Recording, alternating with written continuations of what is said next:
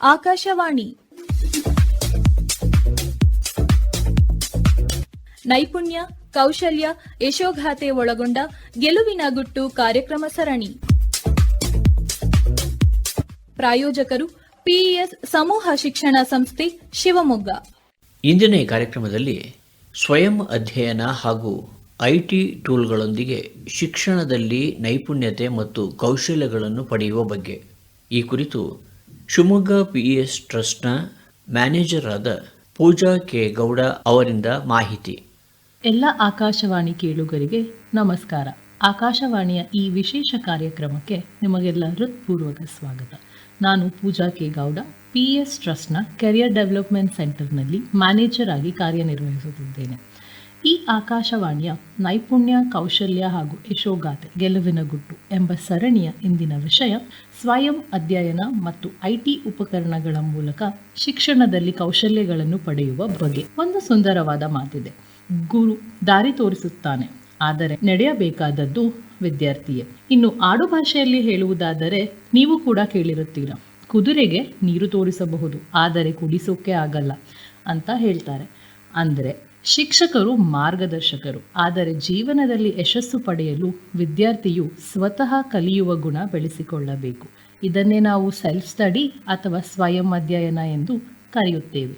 ಹಾಗಾದರೆ ಸ್ವಯಂ ಅಧ್ಯಯನ ಎಂದರೇನು?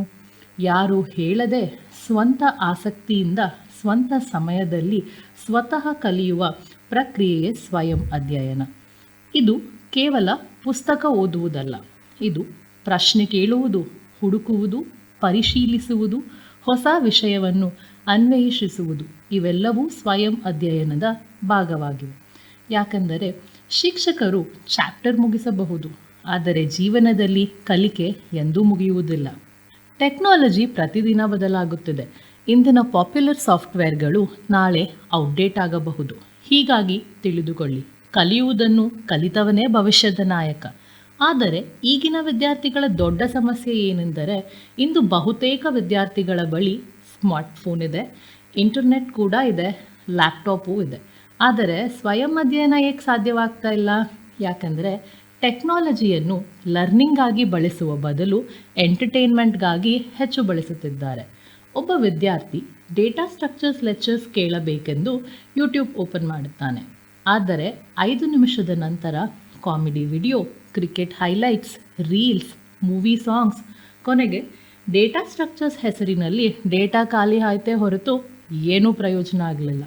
ತುಂಬ ಜನ ಹೇಳ್ತಾರೆ, ಸ್ಕೂಲ್ ಕಾಲೇಜಲ್ಲೇ ಎಲ್ಲ ಹೇಳ್ಕೊಡ್ತಾರೆ, ಮತ್ತ್ಯಾಕೆ ಸೆಲ್ಫ್ ಸ್ಟಡಿ ಮಾಡಬೇಕು? ಕ್ಲಾಸ್ ರೂಮಲ್ಲಿ ಎಲ್ಲ ಕಲಿಯೋಕ್ಕಾಗಲ್ಲ. ಲಿಮಿಟೆಡ್ ಟೈಮಲ್ಲಿ ವಿವಿಧ IQ ಲೆವೆಲ್ ವಿದ್ಯಾರ್ಥಿಗಳಿದ್ದಾಗ ಒಂದೇ ದಿನದಲ್ಲಿ ವಿವಿಧ ವಿಷಯಗಳ ಪಾಠ, ಹೀಗೆ ಹಲವಾರು ಪರಿಸ್ಥಿತಿಗಳಿಂದ ಅಲ್ಲಿ ಎಲ್ಲವನ್ನೂ ಅಥವಾ ಆ ವಿಷಯದ ಬಗ್ಗೆ ಆಳವಾಗಿ ಹೇಳಲು ಆಗದಿರಬಹುದು. ಹಾಗಾಗಿ ಅಂತಹ ಸಮಯದಲ್ಲಿ ಈ ಸೆಲ್ಫ್ ಸ್ಟಡಿ ತುಂಬ ಹೆಲ್ಪ್ ಆಗುತ್ತೆ. ಒಂದು ಮಾತಲ್ಲಿ ಹೇಳೋದಾದರೆ, readers becomes leaders, learners become earners.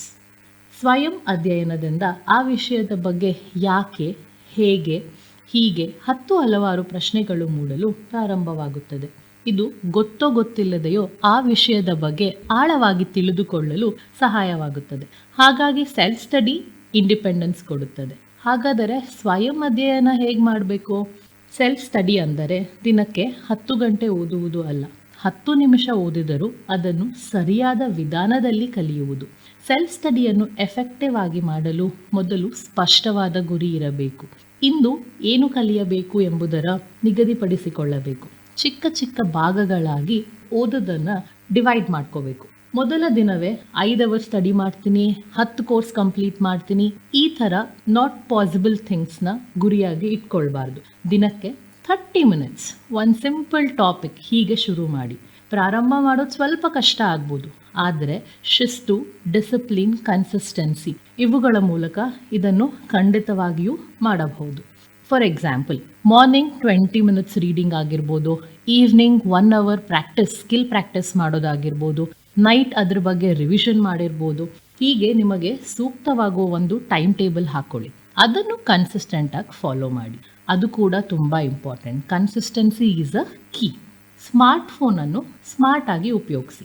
ಮುಂಚೆ ನಾವೆಲ್ಲ ಚಿಕ್ಕವ್ರು ಇರ್ಬೇಕಾದ್ರೆ ಹೇಳ್ತಿದ್ರು, ಓದೋಕ್ ಕೂತಿದ್ರೆ ನಮ್ಮ ಮನೇಲಿ ಹೇಳೋರು ದಿನಸಿ ಅಂಗಡಿಗೆ ಹೋಗ್ಬಾ, ಅದನ್ನ ತಗೊಂಡ್ ಬಾ, ಈ ಕೆಲಸ ಮಾಡು, ಹಾಗೆ ಹೀಗೆ ಅಂತ ತುಂಬಾ ಡಿಸ್ಟ್ರಾಕ್ಷನ್ ಇರ್ತಿತ್ತು. ಇಂದಿನ ಕಾಲದಲ್ಲೂ ಅವೆಲ್ಲ ಡಿಸ್ಟ್ರಾಕ್ಷನ್ ಇದೆ. ಅದ್ರ ಜೊತೆಗೆ ಮೊಬೈಲ್ ಲ್ಯಾಪ್ಟಾಪ್ ಯೂಸ್ ಮಾಡಿ ಓದಕ್ಕೆ ಶುರು ಮಾಡಿದ್ವಿ. ಅದರಲ್ಲಿ ಮೇನ್ ಡಿಸ್ಟ್ರಾಕ್ಷನ್ ಅಂದರೆ ಈ ನೋಟಿಫಿಕೇಶನ್ ಹಾಗೂ ವಿಡಿಯೋ ಸಜೆಷನ್ಸ್.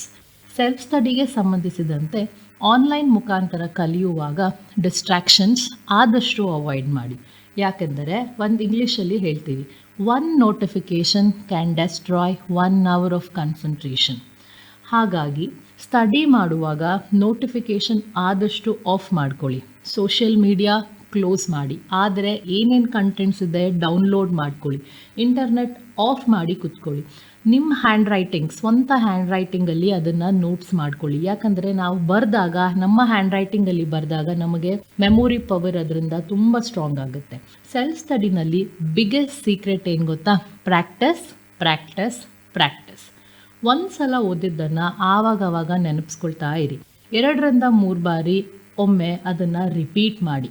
ಈ ರೀತಿ ಕಲಿತಾಗ ಓದಿದ್ದು ನೆನಪಲ್ಲಿ ಉಳಿಯೋದು ಜಾಸ್ತಿ. ಇನ್ನೊಬ್ರಿಗೆ ನಾವು ಅದನ್ನು ಹೇಳಿದಾಗ ನಮ್ಮ ನೆನಪಲ್ಲಿ ಅದು ಜಾಸ್ತಿ ದಿನ ಉಳಿಯುತ್ತೆ. ಹಾಗಾಗಿ ನಿಮ್ಮ ಸ್ನೇಹಿತರ ಜೊತೆ ಅದನ್ನು ಚರ್ಚಿಸಿ.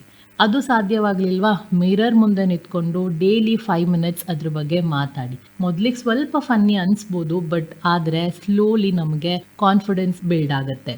ಪ್ಲಸ್ ಓದೋದ್ರ ಬಗ್ಗೆ ಇಂಪಾರ್ಟೆನ್ಸ್ ಜಾಸ್ತಿ ಆಗುತ್ತೆ. ಆ ವಿಷಯ ನಮಗೆ ಚೆನ್ನಾಗಿ ನೆನಪಿರೋಕ್ಕೂ ಶುರುವಾಗುತ್ತೆ. ಸೆಲ್ಫ್ ಸ್ಟಡಿ ಮಾಡುವಾಗ ಡೌಟ್ಸ್ ಬರೋದು ತುಂಬ ಕಾಮನ್. ಆ ಡೌಟ್ಸ್ ಬಂದಾಗ ಗೂಗಲಲ್ಲಿ ಸರ್ಚ್ ಮಾಡಿ, AI ಟೂಲ್ಸ್ ಉಪಯೋಗ ಮಾಡ್ಕೊಳ್ಳಿ, ಯೂಟ್ಯೂಬಲ್ಲಿ ನೋಡಿ.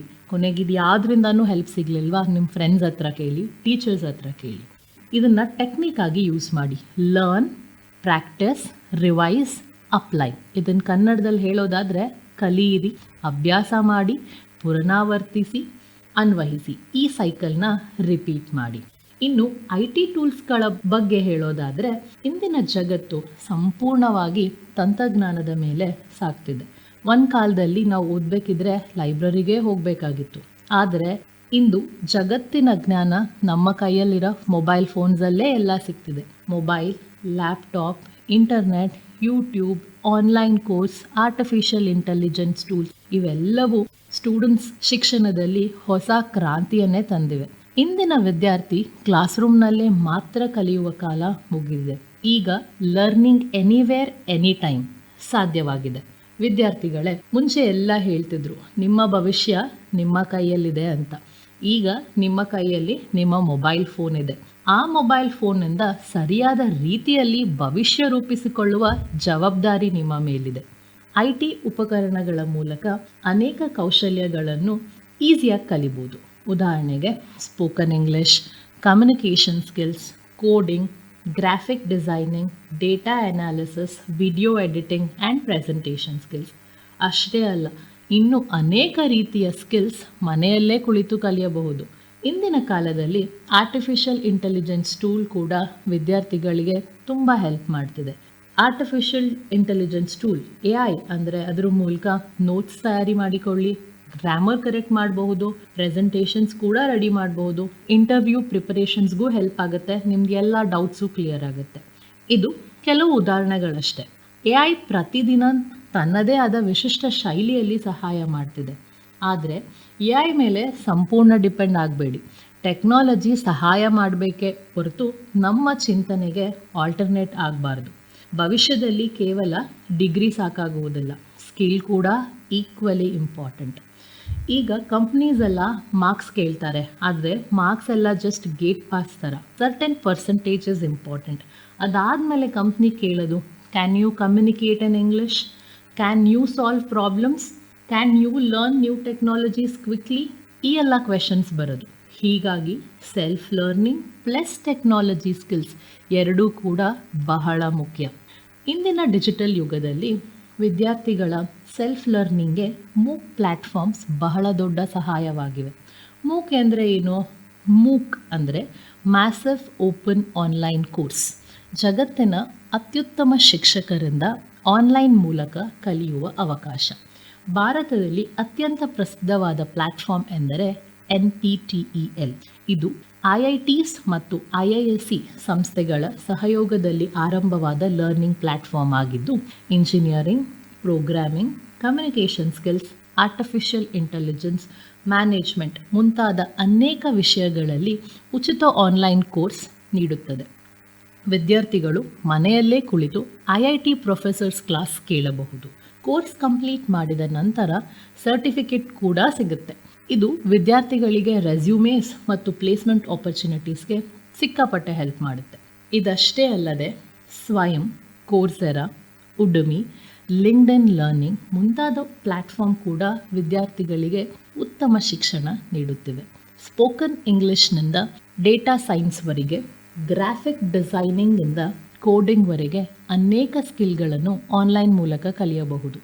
ಇಂದು ಕಂಪನೀಸ್ ಸ್ಟೂಡೆಂಟ್ಸ್ ಯಾವ ಸ್ಕಿಲ್ಸ್ ಕಲ್ತಿದ್ದಾರೆ ಎಂಬುದನ್ನು ಕೇಳುತ್ತಾರೆ ಹೊರತು ಎಷ್ಟು ಪರ್ಸೆಂಟೇಜ್ ತುಂಬ ಕಡಿಮೆ. ಹೀಗಾಗಿ ಮೂಕ್ ಪ್ಲ್ಯಾಟ್ಫಾರ್ಮ್ ಬಳಸುವ ವಿದ್ಯಾರ್ಥಿಗಳು ತಮ್ಮ ನಾಲೆಡ್ಜ್ ಜೊತೆಗೆ ಪ್ರಾಕ್ಟಿಕಲ್ ಸ್ಕಿಲ್ಸ್ ಕೂಡ ಇಂಪ್ರೂವ್ ಮಾಡ್ಕೋಬಹುದು. ಹಾಗಾಗಿ ಸೆಲ್ಫ್ ಲರ್ನಿಂಗ್ ಮತ್ತು IT ಟೂಲ್ಸ್ ಒಟ್ಟಿಗೆ ಸೇರಿದಾಗ confidence, knowledge, creativity and career opportunities ಎಲ್ಲವೂ ಜಾಸ್ತಿ ಆಗ್ತವೆ. ಹಾಗಾಗಿ ಪ್ರಿಯ ವಿದ್ಯಾರ್ಥಿಗಳೇ, ಇಂದಿನ ವಿದ್ಯಾರ್ಥಿ ಜೀವನದಲ್ಲಿ ಯಶಸ್ಸು ಪಡೆಯಲು ಕೇವಲ ಪಾಠ ಪುಸ್ತಕ ಜ್ಞಾನ ಸಾಕಾಗುವುದಿಲ್ಲ. ಸೆಲ್ಫ್ ಲರ್ನಿಂಗ್ ಅಭ್ಯಾಸ, ಟೆಕ್ನಾಲಜಿಯ ಸರಿಯಾದ ಬಳಕೆ ಮತ್ತು ಹೊಸ ಕೌಶಲ್ಯಗಳನ್ನು ಕಲಿಯುವ ಮನೋಭಾವ ಬಹಳಷ್ಟು ಮುಖ್ಯ. Mobile, internet, AI tools, NPTEL, ಸ್ವಯಂ ಹಾಗೂ ಇತರ ಮೂಕ್ ಪ್ಲ್ಯಾಟ್ಫಾರ್ಮ್ಗಳ ಉಪಯೋಗ ಪಡೆಯಿರಿ. ಒಂದು ಸಾಮಾನ್ಯ ವಿದ್ಯಾರ್ಥಿಯು ಅಸಾಮಾನ್ಯ ಸಾಧನೆ ಮಾಡಬಹುದು. ಗ್ರಾಮೀಣ ಪ್ರದೇಶದಲ್ಲಿದ್ದರೂ ಜಾಗತಿಕ ಮಟ್ಟದ ಶಿಕ್ಷಣ ಪಡೆಯುವ ಅವಕಾಶ ಇಂದು ಪ್ರತಿಯೊಬ್ಬರ ಕೈಯಲ್ಲಿದೆ. ಟೆಕ್ನಾಲಜಿಯನ್ನು ಕೇವಲ ಎಂಟರ್ಟೈನ್ಮೆಂಟ್ಗಾಗಿ ಬಳಸದೆ ಲರ್ನಿಂಗ್ ಆಗಿಯೂ ಬಳಸಿ. ಪ್ರತಿದಿನ ಹೊಸ ಸ್ಕಿಲ್ಸ್ ಕಲಿಯಿರಿ. ಸೆಲ್ಫ್ ಸ್ಟಡಿಯನ್ನು ನಿಮ್ಮ ಡೈಲಿ ರುಟೀನ್ ಆಗಿ ಮಾಡಿಕೊಳ್ಳಿ. ಇಂದಿನ ಸೆಲ್ಫ್ ಲರ್ನಿಂಗ್, ನಾಳೆಯ ಸೆಲ್ಫ್ ಕಾನ್ಫಿಡೆನ್ಸ್. ಮತ್ತೆ ನೆನಪಿಡಿ, ಭವಿಷ್ಯ ಯಾರಿಗೂ ಸಿದ್ಧವಾಗಿ ಸಿಗುವುದಿಲ್ಲ. ಕಲಿಯುವವರು ತಮ್ಮ ಭವಿಷ್ಯವನ್ನು ತಾವೇ ನಿರ್ಮಿಸಿಕೊಳ್ಳುತ್ತಾರೆ. ಈ ಸರಣಿಯ ಇಂದಿನ ವಿಷಯಕ್ಕೆ ಇಲ್ಲಿ ವಿರಾಮ ಕೊಡುತ್ತೇನೆ. ಈ ಅವಕಾಶಕ್ಕಾಗಿ ಆಕಾಶವಾಣಿ ಭದ್ರಾವತಿ ಹಾಗೂ ಶಿವಮೊಗ್ಗದ PES ಟ್ರಸ್ಟ್ಗೆ ನನ್ನ ಹೃತ್ಪೂರ್ವಕ ಧನ್ಯವಾದಗಳು.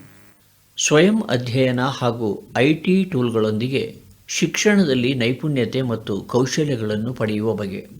ಈ ಕುರಿತು ಶಿವಮೊಗ್ಗದ PES ಟ್ರಸ್ಟ್ನ ಮ್ಯಾನೇಜರ್ ಆದ ಪೂಜಾ ಕೆ ಗೌಡ ಅವರಿಂದ ಮಾಹಿತಿಯನ್ನ ಕೇಳಿದಿರಿ. ಶಿವಮೊಗ್ಗದ PES ಕಾಲೇಜಿನಲ್ಲಿ ಕಾಲೇಜು ದಾಖಲಾತಿಗಳು ನಡೆಯುತ್ತಿವೆ. PES ಕಾಲೇಜಿನಲ್ಲಿ BBA, BCom, BSc, BCA, BBA tourism and travels, BBA hospitality and event management ಹಾಗೂ MCom ಕೋರ್ಸ್ಗಳ ದಾಖಲಾತಿಗಾಗಿ ಸಂಪರ್ಕಿಸಿ 8140530884 ಅಥವಾ ಸಾಗರ ರಸ್ತೆಯಲ್ಲಿರುವ PESನ ಆಹ್ಲಾದಕರ ಕ್ಯಾಂಪಸ್ಗೆ ಖುದ್ದಾಗಿ ಭೇಟಿ ನೀಡಬಹುದು. ಇದುವರೆಗೆ ನೈಪುಣ್ಯ, ಕೌಶಲ್ಯ, ಯಶೋಗಾಥೆ ಒಳಗೊಂಡ ಗೆಲುವಿನ ಗುಟ್ಟು ಕಾರ್ಯಕ್ರಮ ಸರಣಿ ಪ್ರಸಾರವಾಯಿತು. ನಿರ್ವಹಣೆ SR ಭಟ್, ಸಹಕಾರ ಲಿಡಿಯಾ. ಪ್ರಾಯೋಜಕರು PES ಸಮೂಹ ಶಿಕ್ಷಣ ಸಂಸ್ಥೆ, ಶಿವಮೊಗ್ಗ. ಕಾರ್ಯಕ್ರಮ ಆಕಾಶವಾಣಿ ಭದ್ರಾವತಿ ಕೇಂದ್ರದಿಂದ ಮೂಡಿಬಂತು.